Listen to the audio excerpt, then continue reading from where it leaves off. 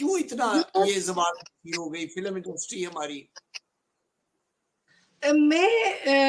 سمجھتی ہوں کہ پھر وہی جا کے مجھے لگتا ہے ہمارے ٹیلنٹ کی کوئی کمی نہیں اداکاروں میں. بہترین اداکار ہیں ان کے جو بنا سیکھے آپ کہیں بھی ان کو کھڑا کر دیں. تو کیا تھیٹر، کیا ٹی وی، کیا فلمز، اور ایک سے ایک بڑھ کے ہمارے پاس ٹیلنٹ موجود ہے.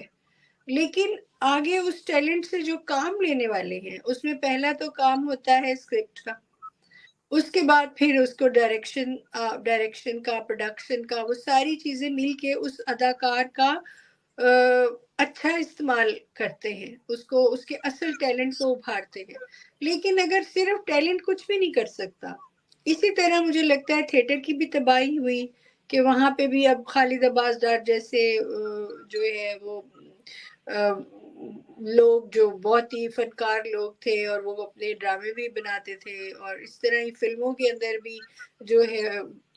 اسکرپٹ کی جیسے میں نے پہلے کہا ہے کمی ہے. اور اس کے بعد پھر ٹی وی کے اندر اب جو کام تھوڑا ہو رہا ہے کچھ ٹی وی پہ ہی ابھی ہم لوگ ریلائی کر رہے ہیں. اگر ہم اس پورے میڈیم کو لیں، فلم انڈسٹری، تھیٹر، تو مجھے لگتا ہے تھیٹر کے بھی کچھ لوگ ابھی ٹی وی پہ کچھ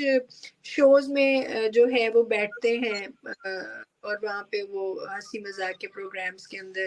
تو مجھے لگتا ہے کہ اس کی وجہ یہی ہے اسکرپٹ، کہ جو ایکٹر جس جگہ کے لیے، جس کردار کے لیے ہے، اسے وہ آپ نہیں دے رہے تو وہ ایک پودے کی طرح مرجھا جائے گا جسے پانی نہیں مل رہا، دھوپ نہیں مل رہی، روشنی نہیں مل رہی. تو یہ ایسے ہی ہے جیسے ایک پودا، اداکار ایک پودے کی طرح ہوتا ہے جسے روشنی، پانی، ہوا، یہ سب اسی طرح ڈائریکٹر، پروڈیوسر، اچھی پروڈکشن یہ ملتی ہے،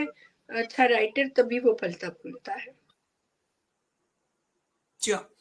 اچھا سونی جی، میں نے یہ بھی سنا ہے کہ آپ شاعری بھی کرتی ہیں، تو کوئی کتاب آپ کی آئی ہے، کوئی لکھی آپ نے بک؟ جی میں شاعری کرتی ہوں، نظمیں کہتی ہوں میں، اور مجھے تو اپنے اوپر اتنا اعتماد نہیں تھا اس حوالے سے، بس کبھی کبھی فیس بک پہ شیئر کر دیا، شاید آپ بھی نے بھی دیکھا ہو. تو میں جب 2010-11 میں ٹویٹر فیس بک پہ جوائن کیا میں نے، تو وہیں پہ میں اسی وقت ہی لکھ دیتی تھی. پہلے بھی لکھتی تھی کچھ ڈائری میں، لیکن کبھی اس کو ایسے سنجیدگی سے نہیں، بس وہ میرے کیتھارسس ہی ہوتے تھے. لیکن یہ جب میں نے فیس بک پہ کوئی ایک آدھ نظم لکھ دینی تو اس کو بڑے بڑے مطلب ادبی حلقوں میں اچھے جو بڑے جو ادبی ہستیاں تھیں، وہ شخصیات وہ تعریف کر دیتی تھیں، کچھ ایسی مطلب تو حوصلہ افزائی سی ہو جاتی تھی. اور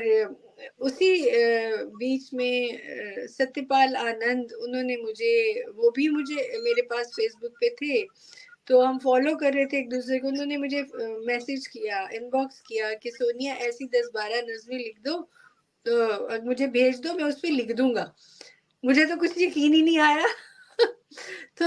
میں نے کہا جی ٹھیک ہے، اور اس پہ کوئی دوسری بات بھی نہیں کی، میں نے ان کو بھی بھیج دی. پھر میں نے منو بھائی کو بھی اپنی ساری لکھی ہوئی جو فیس بک پہ ہی لکھی تھی، وہاں سے ایک روز بیٹھ کے ساری نوٹ کر کے، کیونکہ وہ کسی کتاب پہ تو تھی نہیں، تو اس کو پھر ٹائپ کرتی تھی رات کو بیٹھ کے تو میں نے وہی سارا مسودہ پھر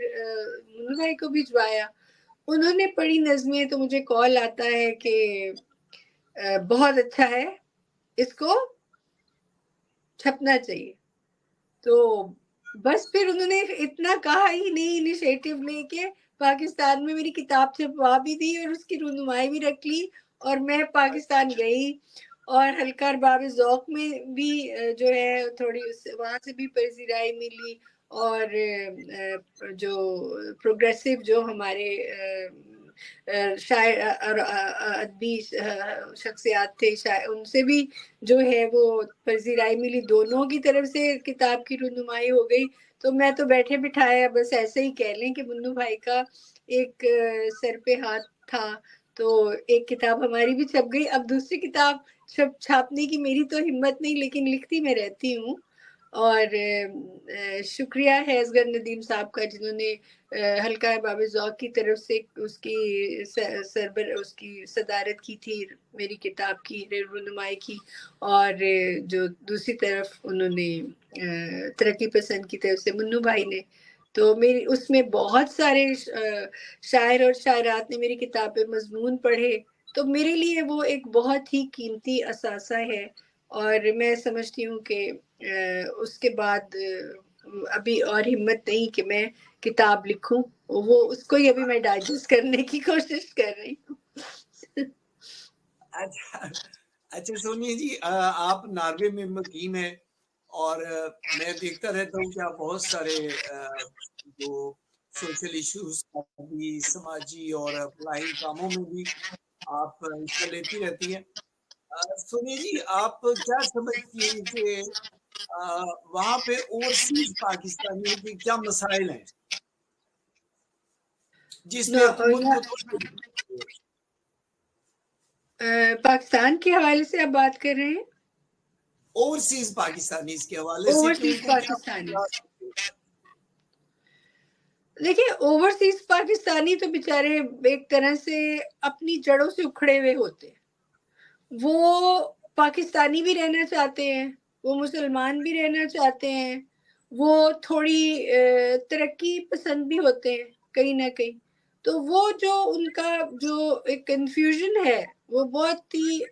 ان کو اسی قسم کے مسائل کا سامنا ہوتا ہے کہ وہ بچوں کو وہ قرآن بھی پڑھا پائیں اور ساتھ میں اپنے کلچر کو بھی لے کے چل پائیں، اپنی اخلاقیات بھی ان کو سکھا دیں اور معاشرے میں ترقی کا حصہ بھی بنے۔ تو اس حوالے سے دنیا بھر میں اوورسیز اکثریت میں وہ بیچارے دو کشتیوں کے ہی سوار ہوتے ہیں، اور ان کے مسائل انہی چیزوں سے جڑے ہوئے ہوتے ہیں جس میں وہ کبھی کامیاب بھی ہو جاتے ہیں، کبھی ناکام بھی ہو جاتے ہیں۔ تو بچوں کو ایک ایسے معاشرے میں پالنا جہاں کا معاشرہ ہی سارا خود بخود ہی بچے کو سکھا رہا ہوتا ہے کہ جی تم پاکستانی ہو اور تم مسلمان ہو اور تمہارا اس کلچر سے تعلق ہے، لیکن جب آپ اوورسیز پاکستانی ہوتے ہیں تو آپ کو گھر میں ایک الگ پاکستان بنانا پڑتا ہے، تو وہ پھر 14 اگست بھی آپ، تو وہ تھوڑی ذمہ داری ماں باپ کی بڑھ جاتی ہے، لیکن ماشاءاللہ یہاں کے بچے، میں نے جہاں تک ہوسٹلوں میں دیکھا ہے، یہاں جو جنریشنز میں نے دیکھی ہیں بڑھتے ہوئے، میں 93 میں یہاں آئی تھی، تو سب نے اچھی ترقی بھی کی ہے، اپنے کلچر کو بھی لے کے چلتے ہیں، اپنے تہوار بھی مناتے ہیں، تو اس میں ماں باپ نے کا میں سمجھتی ہوں یہاں کافی کوششیں ہیں کہ، اور بچوں کی بھی یہ بڑی زبردست بات ہے کہ وہ اس معاشرے کے دونوں مطلب اپنے گھر اور باہر دونوں کو لے کے چل رہے ہیں، اور سب سے زیادہ پڑھنے والے جو بچے ہیں اور بچیاں ہیں وہ پاکستانی ہیں ہمارے ناروے کے اندر، اور لڑکوں میں بھی لڑکیاں مطلب آگے ہیں زیادہ پڑھنے میں، تو یہ